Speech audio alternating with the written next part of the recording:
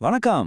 சரி, நேரடியா விஷயத்துக்கு வருவோம். உங்க ஆபீஸ்ல கூட வேலை செய்றவங்களோ அல்லது பாஸோ உங்களை எப்படி நடத்துறாங்கன்னு முடிவு செய்யற அந்த ஒரு சீக்ரெட் என்னன்னு உங்களுக்கு தெரியுமா? எப்பவும் ஒரு பதற்றம், மனக்கசப்பு இருந்துகிட்டே இருக்கா? இதுக்கெல்லாம் ஒரு சுலபமான ஆனா ரொம்ப பவர்ஃபுல்லான விதி ஒண்ணு இருக்கு. அத பத்தி தான் இந்த விளக்கப்பதிவுல நாம முழுசா அலச போறோம். இப்போ உங்ககிட்ட ஒரு கேள்வி. உங்கள சுத்தி இருக்கிறவங்க தொடர்ந்து உங்ககிட்ட ரொம்ப முரட்டுத்தனமாவோ நெகட்டிவாவோ நடந்துக்கறாங்களா? அப்படி நடக்கும்போது எல்லாம் அவங்க மேல தான் தப்பு அப்படின்னு நாம ஈஸியா நினைச்சுக்கிறோம். ஆனா நாம எந்த மாதிரியான எனர்ஜியை வெளியில காட்டுறோமோ அதே எனர்ஜியை தான் இந்த உலகம் நமக்கு திருப்பி கொடுக்குது அப்படிங்கிற உண்மையை நாம அடிக்கடி மறந்துடுறோம். இத கொஞ்சம் கவனிங்க. எல்லாமே ஒரு சின்ன எண்ணத்துல தான் ஆரம்பிக்குது. அந்த எண்ணங்கள் வார்த்தைகளாக மாறுது. வார்த்தைகள் செயல்களாக மாறுது. அந்த செயல்கள் பழக்கமா மாறி கடைசியா அதுவே நம்ம எதிர்காலத்தையே வடிவமைக்குது. அதாவது ஆபீஸ்ல ஒரு சின்ன நெகட்டிவான எண்ணம் இருந்தா கூட அது எப்படி உங்க மொத்த வேலைச் சூழலையும் உறவுகளையும் பாதிக்கும்னு இதுல இருந்து புரிஞ்சுக்கலாம். இதை இன்னும் சுலபமா புரிஞ்சுக்க லியோ அப்படிங்கிற ஒரு பையனோட கதையை பார்ப்போம். ஒரு நாள் காலையில லியோ ரொம்ப மோசமான மூட்ல பயங்கர கோபத்தோட எழுந்திருக்கிறான். கத்துக்கிட்டே வீட்டை விட்டு வெளியே போறான். இது ஏதோ ஒரு சின்ன பையனோட கதை மாதிரி தெரியலாம். ஆனா காலையில வீட்ல நடக்கிற டென்ஷனை அப்படியே மனசுக்குள்ள சுமந்துக்கிட்டு ஆபீஸ்க்கு வர நம்மளோட நிலைமைக்கும் இதுக்கும் நிறைய சம்பந்தம் இருக்கு. இப்போ ஒரு நிமிஷம் அப்படி நின்னு யோசிச்சு பாருங்க. நாமும் எப்பவாவது மோசமான மனநிலையோடு ஒரு மீட்டிங் ரூம்குள்ள நுழைஞ்சு எந்த தப்புமே செய்யாத சக ஊழியர்கள் மேல நம்ம கோபத்தை காட்டியிருக்கோமா? நமக்குள்ள இருக்கிற புயலை நாமே சுமந்துட்டு வந்துட்டு ஆனா டீம் சரியா வேலை செய்யலன்னு கம்ப்ளைண்ட் பண்றோம். நம்ம கோபத்தை தூண்டுற விஷயங்கள் என்னென்ன அப்படிங்கறத நம்ம கண்டிப்பா சுய பரிசோதனை செஞ்சுக்கணும். இப்போ நீங்க கேட்கற இந்த விஷயம் ரொம்பவே ஆழமானது. தன் சொந்த உணர்ச்சிகளை கட்டுப்படுத்த முடியாத ஒருத்தனால வேற எதையுமே சரியா ஆள முடியாது. நவீன அலுவலக தலைவர்களுக்கு தேவையான மிக முக்கியமான இமோஷனல் இன்டெலிஜென்ஸ் இதுதாங்க. தன் உணர்ச்சிகளை ஆள தெரியாத ஒருத்தனால கண்டிப்பா ஒரு டீமை சிறப்பா வழிநடத்தவே முடியாது. சரி, மறுபடியும் லியோ கதைக்கே வருவோம். இந்த உலகம் தன்னை சுத்தமா புரிஞ்சுக்கலைன்னு நினைச்ச லியோ நேரா ஒரு பெரிய மலைப்பள்ளத்தாக்கு விளிம்புக்கு போறான். அங்க நின்னுக்கிட்டு தன் முழு பலத்தையும் திரட்டி, நான் உன்னை வெறுக்கிறேன் அப்படின்னு கத்துறான். அதிகப்படியான வேலைப்பொழுவில நிதானத்தை இழந்து தன் டீம் முன்னாடி கோபத்துல கத்துற ஒரு மேனேஜரோட மனநிலையத்தான் இது காட்டுது.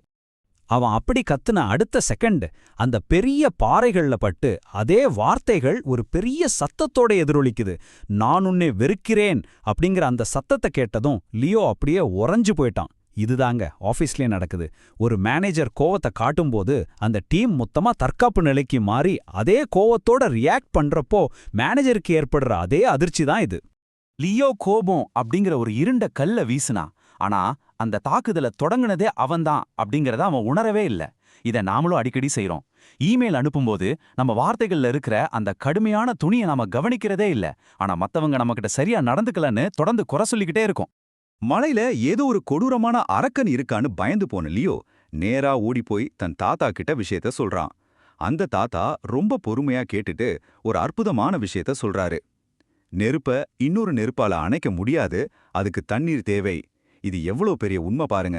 ஆபீஸ்ல இருக்கிற டென்ஷனை குறைக்கிறதுக்கும் இதுதான் சிறந்த வழி. பகைமைக்கு தேவை ப்ரொஃபஷனலான கனிவு மட்டும்தான். தாத்தா ரொம்ப மென்மையா வளர்க்கறாரு. மலை அது எதை பெற்றதோ அதை மட்டும்தான் திருப்பி தருது.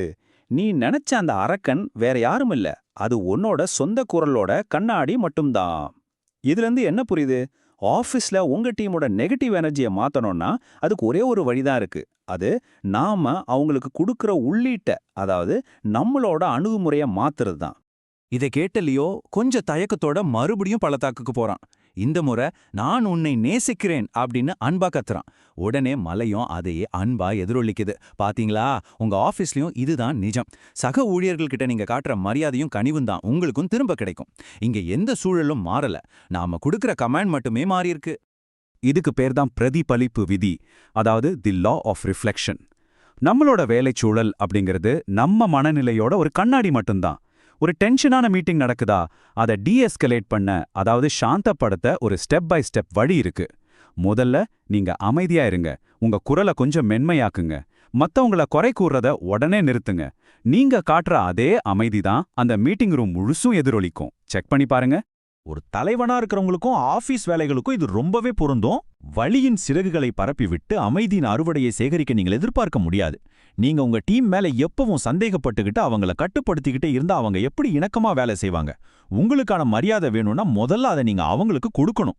உணர்ச்சி நுண்ணறிவின் வார்த்தைகள் மற்றும் உங்கள் சொற்களஞ்சியத்தை உருவாக்குதல். சரி, அடுத்த கட்டத்துக்கு போகலாம். நவீன அலுவலக தலைவர்களுக்கு எமோஷனல் இன்டெலிஜென்ஸ் ரொம்ப முக்கியம்னு சொன்னேன் இல்லையா? அதுக்கு இந்த வார்த்தைகள் ரொம்ப உதவும். ரெசிப்ரோசிட்டி, அதாவது பரஸ்பர பரிமாற்றம். ஹாஸ்டைல், அதாவது வேலை பார்க்குற இடத்துல இருக்கிற பகைமை. ப்ரொஜெக்ட் அப்படின்னா நம்மளோட சொந்த மன அழுத்தத்தை மத்தவங்க மேல வெளிப்படுத்துறது. அப்புறம் ஹார்மனி, அதாவது ஒரு டீமுக்குள்ள இருக்கிற இணக்கம். நம்ம செயல்கள் எப்படி எதிரொலிக்குது அப்படிங்கிற அறிவியலை புரிஞ்சுக்கிறேன். இந்த வார்த்தைகள் ரொம்பவே உதவி செய்யும்.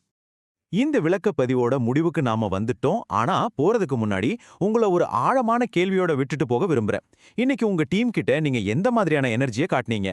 அத பத்தி டெய்லி ஒரு சின்ன செக்லிஸ்ட் போட்டு மனசுக்குள்ள செக் பண்ணி பாருங்க. உங்க ஆபீஸ் சூழல் இனிமையா மாறணும்னா இன்னைக்கே உங்க பேச்சோட துணியை மாத்துங்க, சிறந்த எனர்ஜியை கொடுங்க, ஒரு சிறந்த வேலை சூழலை பெறுங்க. என்ன, இன்னைக்கே அதை ட்ரை பண்ணி பாப்பீங்களா?